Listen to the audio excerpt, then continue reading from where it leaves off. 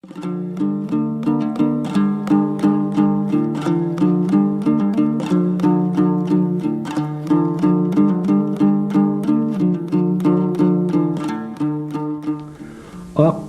қайтып барат күз болғанда, сұңқылдап қош айтысып күз көрманға.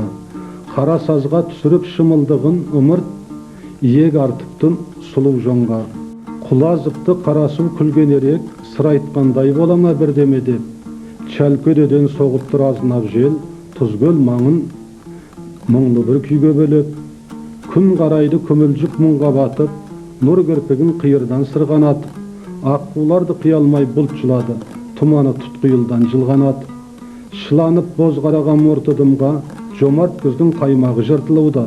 Қуып келер мезгілдер бірін-бірі, алдыңғыда шама жоқ қырсығуға. Аққулар кетіп барат мекенінен, оңтүстік жылағысы жетегімен, үміт деген үлкен бір құдіреттің рухымен аспанға көтерілген. Қай жер болмақ аққулар тиянағы, сұңқылынан сорғалап күйағады. Жұмыртқадан аршылған балапанның қалып барат артында ұялары. Аққулардың зарына құлақ тұрып, от қиялын қиырға лақтырып, аққулармен сезімін бүргішіріп, мұқаң отыр елшенді тұрақ қылып. Өлмегенге тағы бір күз ай келді, күзің қыстың қылышын түзей берді. Нұқ кемедей қайрандап мұқаң отыр, аққу сезім көзінен ұзай берді. Бетін бұрған қан тәңір дәл басына, қос жанарын бекіткен қарбасына, ойы кетті әлемді шырайланып, мұзасының шегіліп арбасына. Арғы тегі албан, қасиетті домала ғана, нүрилі анаға тірелетін Әбдіқадыр Балапанұлы, ауқатты адамдар Балапан Бопайұлы мен Зәбиша Демеуқызының 7 баласының ішіндегі үшіншісі. 1932 жылы қиын қыстау кезінде олар Кәмпескеден бой тасалап, ағайын туғандарымен Қытай асқан. Сөйтіп, 1941 жылы 17 маусым күні Қытай Халық Республикасының Құлжа қаласында 2 қыздан кейін сарыла күткен ұлдары Әбдіқадыр дүниеге келді.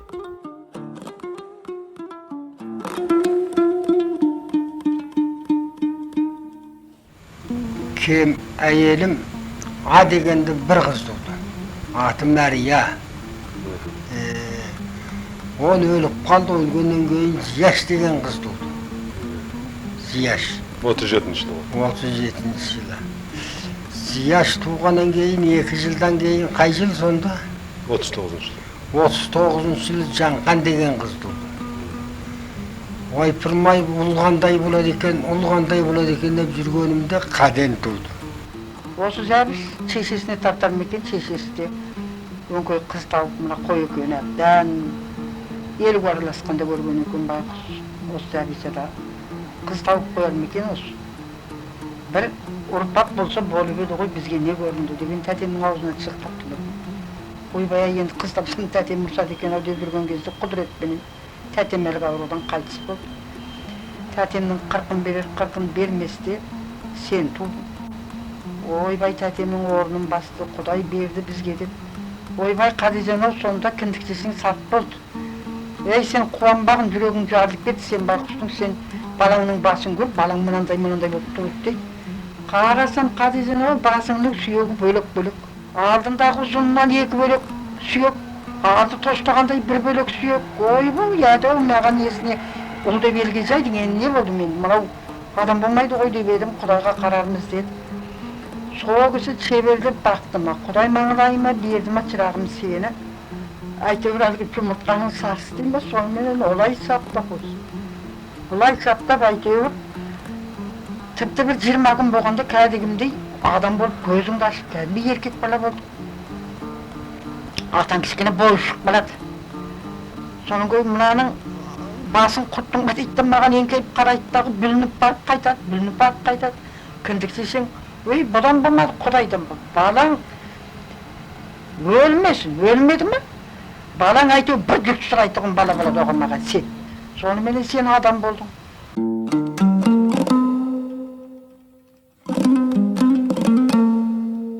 Бастауыш және орта мектепті Текес ауылында және Құлжа қаласында гидромелиоративтік лицейін бітірген. Қытайлар Әбдіқадыр есімін айтуға тілі келмегендіктен, ол Қаден атанып кеткен. 1961 жылы Балапан отбасы мен тарихи отаны Қазақ Кеңестік Социалистік Республикасына көшіп келіп, алдымен Талдықорған облысының Қапал ауданына, сонан соң Балапанның туысы мекендейтін Шарғынның жанына, Нарынқол аудандағы Киров колхозы, қазіргі Шәлкөде ауылына қоныс аударған.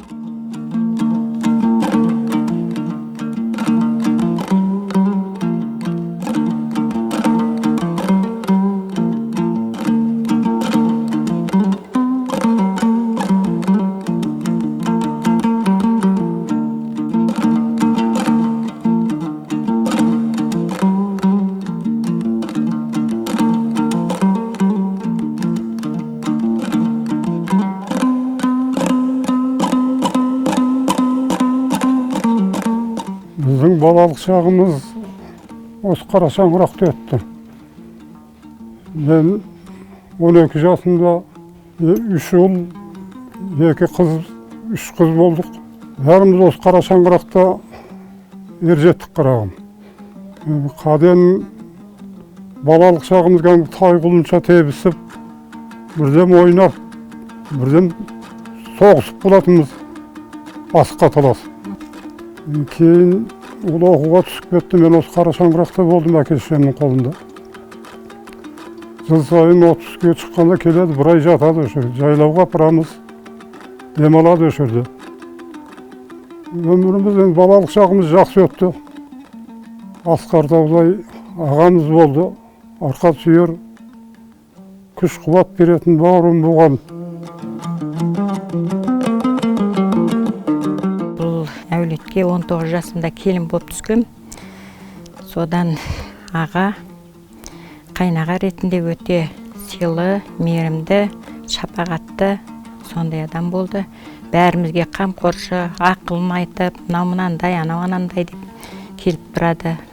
Жазда отпускаға келгенде біздің көңілімізді көтеріп, видеоға түсіріп, пластинкасына жазып, магнитофонға әркімнің сөзін тыңдатып, өш жерде көңілді думан құратын. Адамгершіліктің асыл мұраттарын биік ұстап, айналасына ізгілік шуағын шашып өткен, қай жерде жүрсе де қарапайым мінезі мен, сабырлы тұлғасы мен талай жанға үлгі болған Қаден, бауырларына үнемі қамқорлық жасап, мейірімді аға бола білді.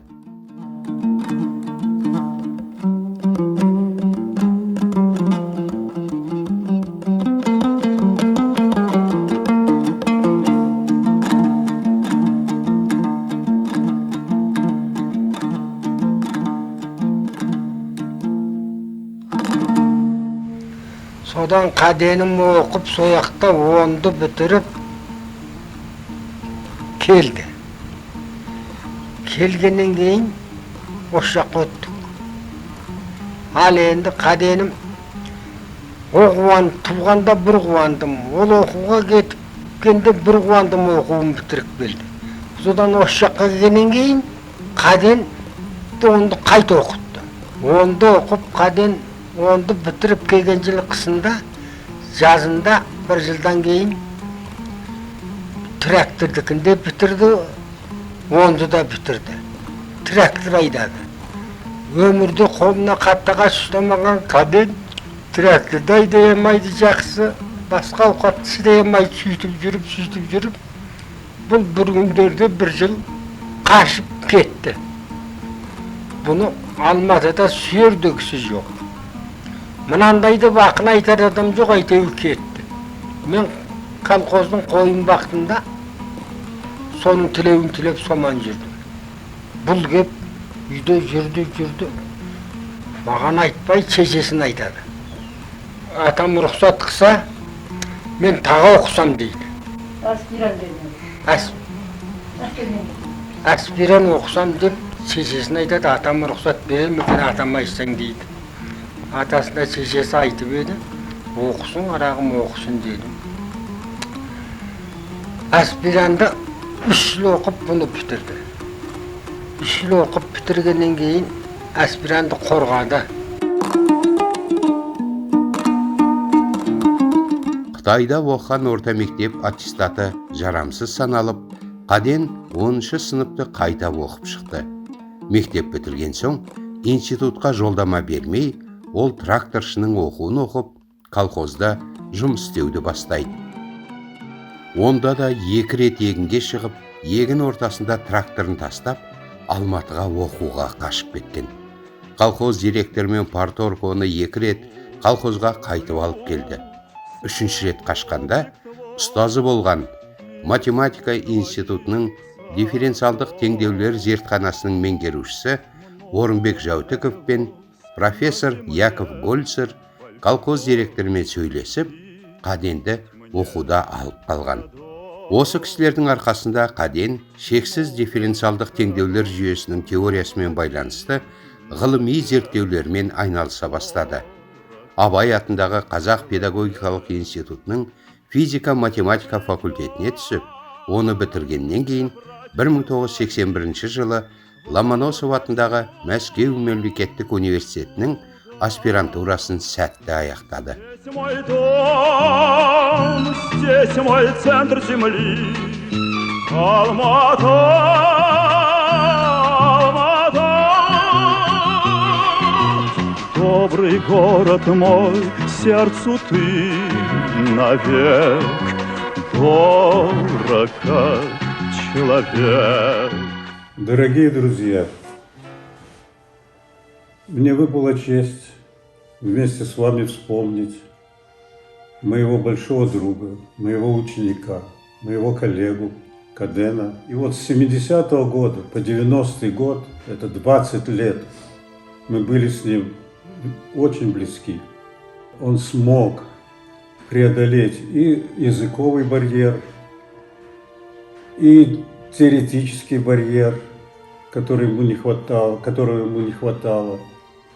И в итоге за эти все 20 лет мы работали с ним вместе, рука об руку, как старший брат с младшим братом. Мне даже трудно назвать его просто учеником. Он был для меня как брат. Он был знаком со всей моей семьей. Он часто приходил к нам во время аспирантуры.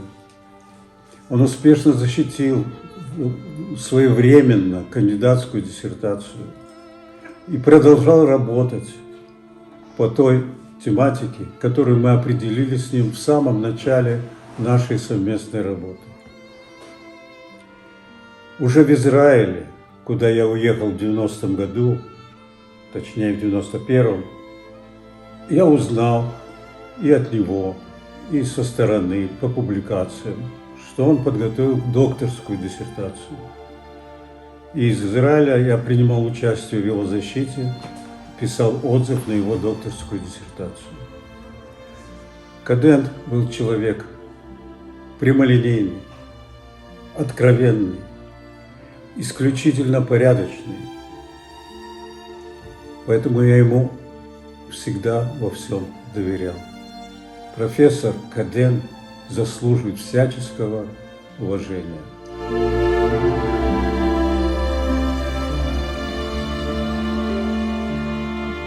Каден екеуміз жастайымыздан бірге өстік. Әрі туысқан, әрі көңіліміз жақын болды. Кішкентай кезінде Каденнің оқу білімге зейін дегені көрініп тұрды. Оның тағы да бір ерекшелігі бар. Өлім шығардан бұрын суретті жақсы салатын. Жас кезінде сурет художник болып сурет салып, адамдардың суретін салып, жазып сондай жазды. Осы мектепте оқып жүргенде Жантыбаев Жұмабек деген математика мұғалім болды, өте күшті. Екеумізге есепті жарыстырып беретін. Соның әсері болды. Институтқа ілінбей түсіп кеттік. Институтқа түскеннен кейін де бірге болдық. Бірінші жыл общежитие жетіспей, екеуміз квартирде тұрдық. Тіпті бір төсекте жаттық. О кезде квартиралар тапшы. Үлкен бір төсекке екеуміз жаттық бір жылдай. Одан келесі жылы жаңадан общежитие беріліп, 4 жігіт осы Нарықолдың сол общежитияда бірге жаттық. Қаденнің ең ерекшелігі, табандылығы, еңбекқорлығы.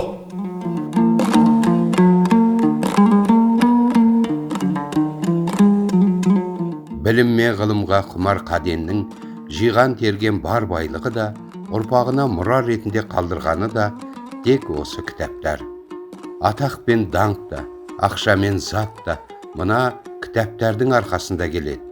Тек ақыл білімнен азық алып, абыроймен алға бассақ болған деген сөзі өзінен кейінгілерге құнды өсиет болып қалды. Біз үйленгелі сол 60-шы жылдың аяғы 70-шы жылдың басы кезінде мен бастап осы кітаптардың барлығын Қаден жинай бастады. Бұл кітапханада тек қана математика, кейбір жазушылардың, ақындардың өлеңдері, Мұқағалидікі сияқты бар кітап ішінде, ал басқасының барлығы математика мен физика пәнінің арналған. Өзінің өмірінің барлығын осы кітапханада өткізді. Тек кітапты өте жанындай жақсы көретін және өзінің мамандығын өте сүйетін адам болды. Балаларына да, немерелеріне де осы кітапты мұра етіп қалдырып кетті.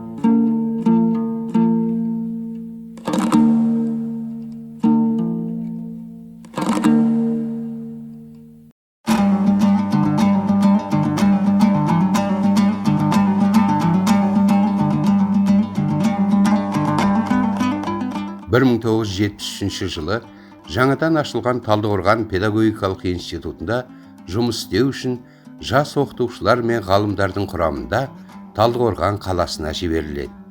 Осы институттың негізін қалаған оқытушылардың бірі Қаден Бопаев 40 жылдан астам Талдықорған педагогикалық институты, қазіргі Жетісу мемлекеттік университетінде физика-математика факультетінің деканы, ғылыми жұмыстар жөніндегі проректоры болып, ұзақ уақыт қызмет атқарды.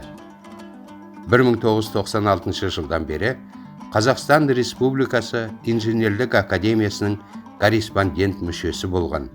Ол механикадағы, радиотехникадағы, гидродинамикадағы, аэростатикадағы көптеген инженерлік есептерді шығарумен және шешумен байланысты критикалық жағдайлардағы дифференциалдық айырмалық, қосынды айырмалық теңдеулердің шешімдерінің тұрақтылығы мәселелерімен, ғарыштық денелердің қозғалысын, сондай-ақ робототехника мәселелерін зерттеумен айналысты.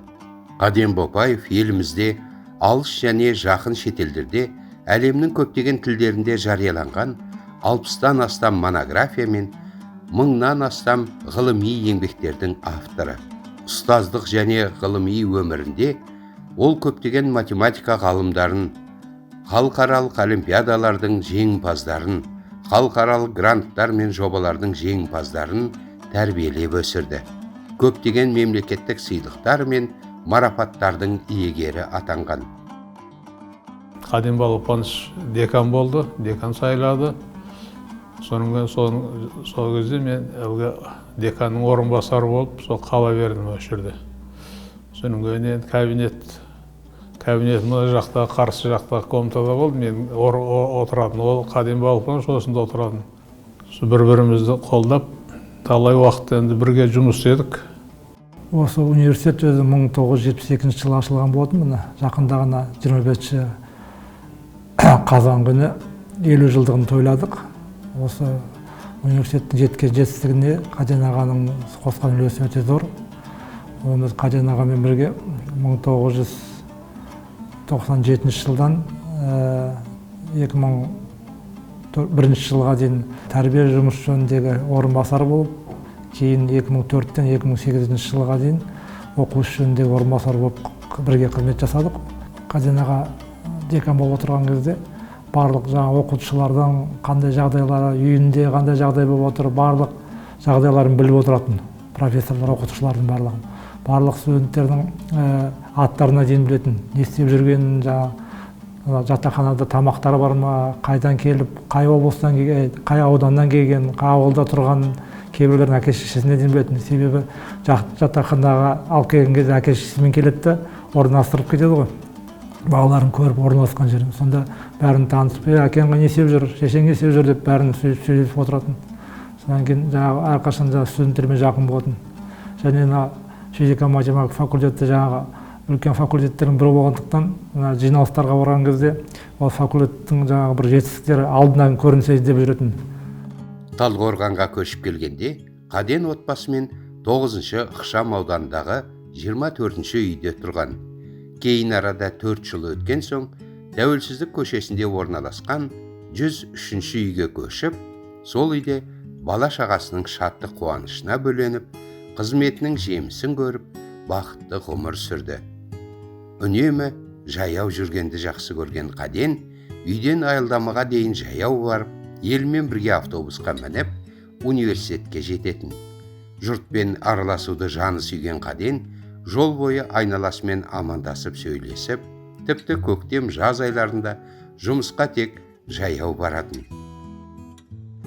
Қаден деген өте ақ көңіл жақсы кісі еді. Біз Талдықорғанға міне 40 жыл бұрын көшіп барғанбыз, содан бері доспыз. Қадекеңнің жолдасы қаламенен бір мектепте жұмыс істедік. Жаңағы өте жақсы ақ көңіл, келгенде ой жаным Зағижан келдің ба деп маңдайымнан сүйіп жақсы қарсы алатын еді. Өте ақ көңіл, өте сабырлы, мейірімді, өте жақсы кісі еді.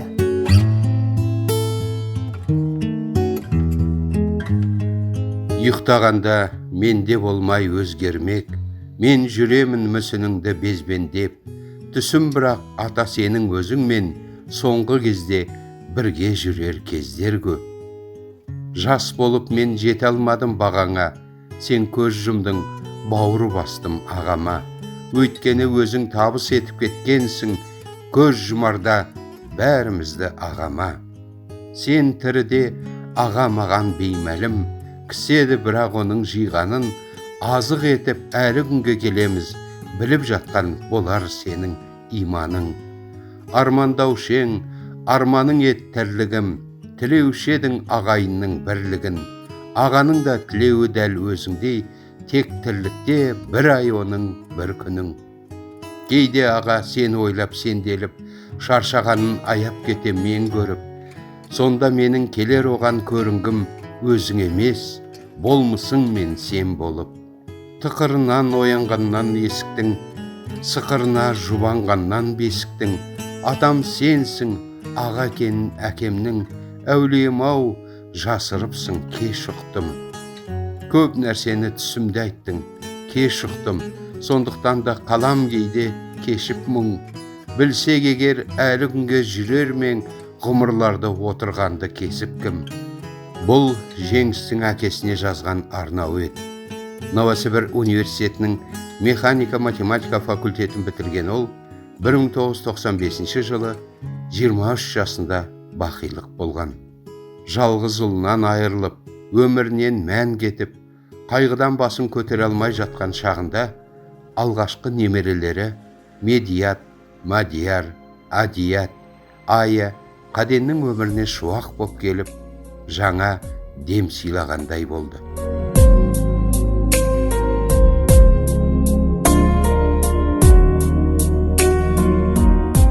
Таусылып өмірдегі бар шамалы, жүргенде құрдым кетіп аңсағаны, Медият, Мәди, Әди алып келген ата жанын желпінтті тау самалы.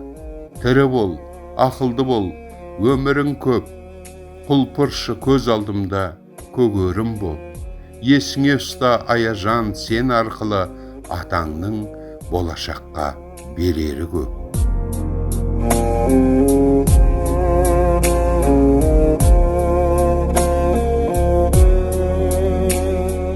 Біз сол мектепте оқып жүрген кезімізден бастап, кішкентай кезімізден бастап бізге қамқорлығын көп көрсеткен. Мен енді студент болдым, мен кеттім деп үйден жырақ кетіп қалып, үйге көңіл бөлмей, отбасына көңіл бөлмей деген болған жоқ. Ылғи бізге көңілін бөліп, біз сабақты қалай оқып жатырмыз, қандай бағалар алып жатырмыз, біздің болашағымыз не болады деген ойлар ағамды көп ойландыратын. Ағам каникулға келеді деген кезден бастап біз өзіміз жинақтап, сабаққа дайындалып, 4-5-ті көбірек алып, солай бізде дайындық көре бастайтынбыз. Өйткені ол кісі каникулға келгенде үйге текке келіп, текке кетпейді. Үйіндегі бауырларын, қарындастарын, сабағын қадалап, солар қалай оқып жатыр екен деп, үнемі сол кеткенше біздің сабағымызбен айналысатын. Ол кісі келгенше бізден төртіміз көбейіп кетсе, кәдімгідей бізге өкпелеп ренжіп қалатын. Сондықтан ол кісіні біз қатты бәріміз жақсы көреміз. Өйткені ол кісі біздің әулетіміздегі, біздің артынан ерген іні қарындастар үшін жолбасшымыз. Жаны жайсаң, көңілі дәрия, Қаденнің жолдастары көп бұл өмірде. Жүрген жерінде жанына жақсы дос жинай білген азамат, бәрінің жүрегінде ерекше орын алғанына бүгінде бәріміз куәміз. Талдықорған облысының Талдықорған қаласындағы университетке баратығын бір программамыз болды.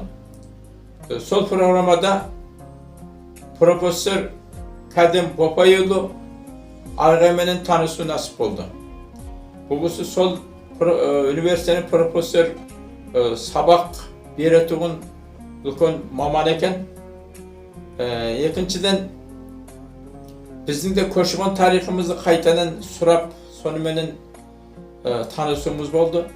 Қаден ақсақалменен, ағайменен танысуымыз осылай бастады. Одан кейін мен Талдықорғанға барып тұрдым бір қанша ай. Ол кісіменен бірге өзінің үйінде дастарханында және кеңес орталықтарында бірге болдық. Бұл кісі өте терең адам еді, өте ғылыми адам еді. Мен бұл кісіден көп өнеге үлгі тәртіп алдым. Бұл кісі өз өмірінде көптеген азаматтарды, ұл-қыздарымызды оқытып, жетістіріп кетті. Бұған да шүкіршілік. Енді қалған ұрпақтарына, бауырларыма денсаулық, бақыт тілеймін. Аман сау болсын.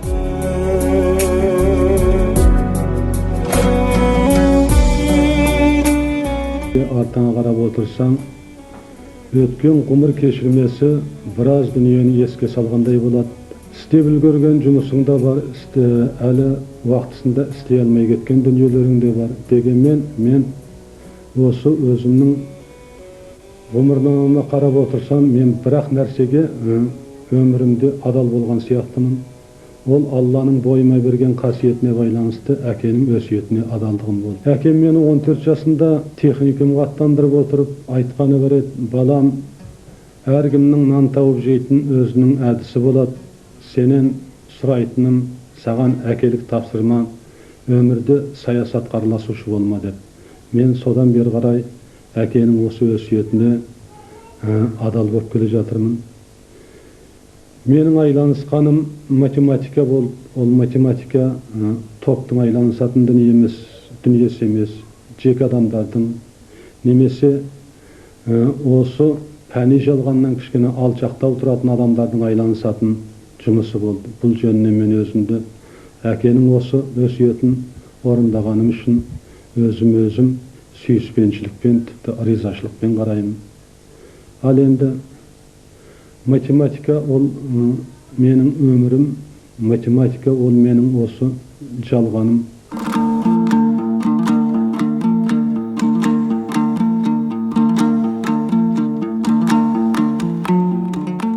Математика ғылымдарының докторы, профессор, Қазақстан Республикасы Ұлттық инженерлік академиясының корреспондент мүшесі Қаден Балапанұлы Бопаев 2022 жылы 27 қаңтарда соңғы демін алды.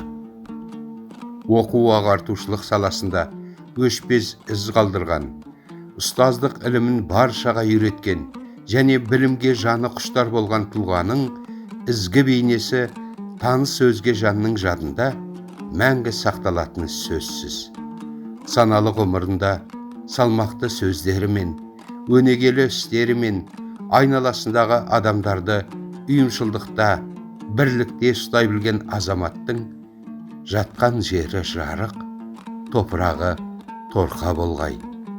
Өзі көре алмай кеткен жақсылықтарды жақындарының көруін және жанның жәннатқа кіріп, қабір нұрына бөленуін тілейміз.